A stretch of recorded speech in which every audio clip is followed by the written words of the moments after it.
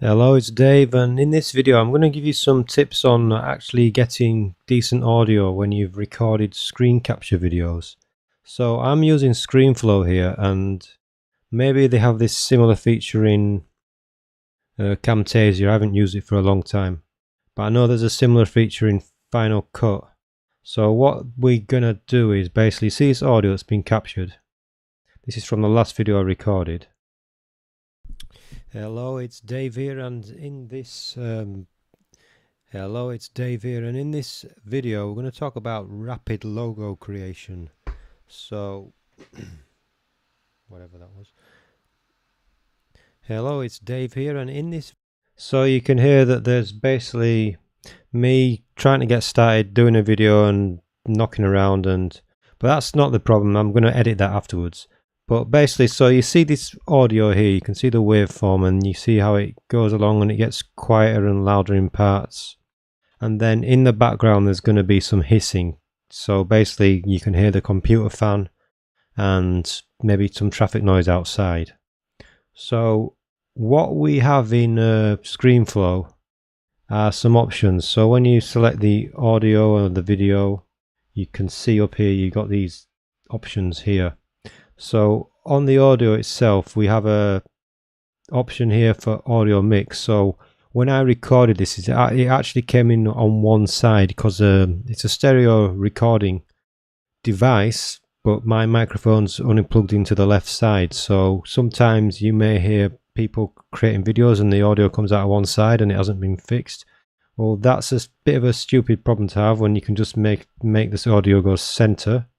So that's one issue solved.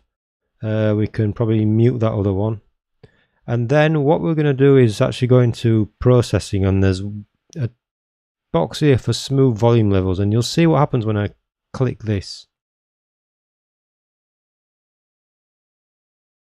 So it's analyzed the audio and it's basically gone through it and taken all the loud bits and all the quiet bits and basically made them all pretty much one level. When you are in a recording studio, they have a device called a compressor, which basically does a very similar thing. It evens out the levels, so the quieter and the louder parts are kind of evened out. So this has done this kind of automatically. But what it may do at the same time is actually bring up some of the noise in the background. So let's have a listen. Let's actually go to a part where there's a gap in the audio, so there's no speaking. So maybe here. What I'm going to do is here, we're going to create a design. There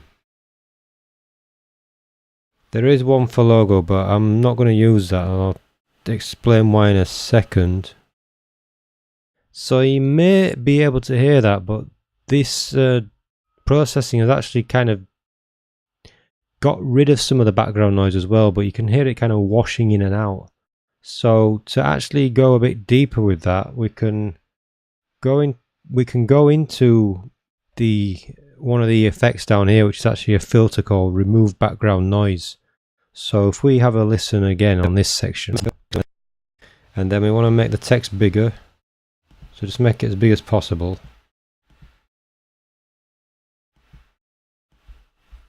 And then let's kind of make it full width.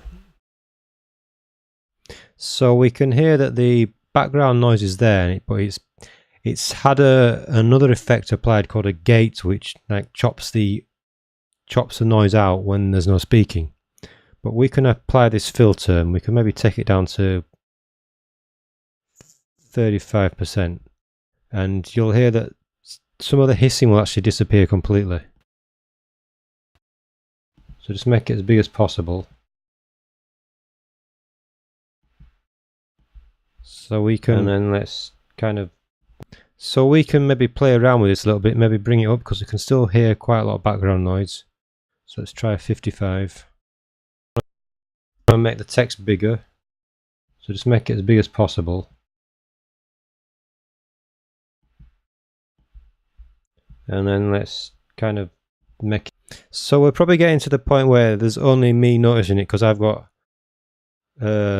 I'm a sound engineer, so I really listen out for these things, and I've got my headphones on, so I'm really listening out for this. So at this point, I'm probably getting really picky.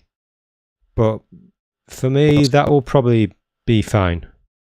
So I'm going to go with that, and let's just skip along here a little bit.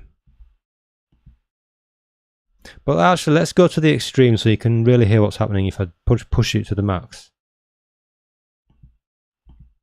Yep, so those are the same colors, and now we've pretty much got our logo in place. So I'm just going to center it in this canvas. So you can hear the background noise has probably been completely removed, but there will be some effects on the voice as well, so it'll be kind of getting a little bit muffled because it's taking out some of the definition of high frequencies.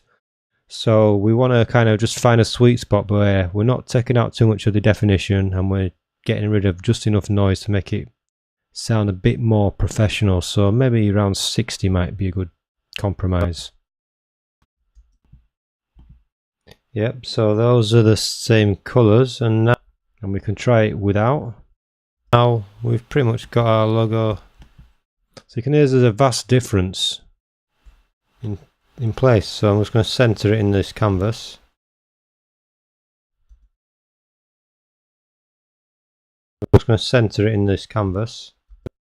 So it has made a drastic difference. If you can hear this on headphones, you'll hear a lot of noise washing around and then suddenly it's gone.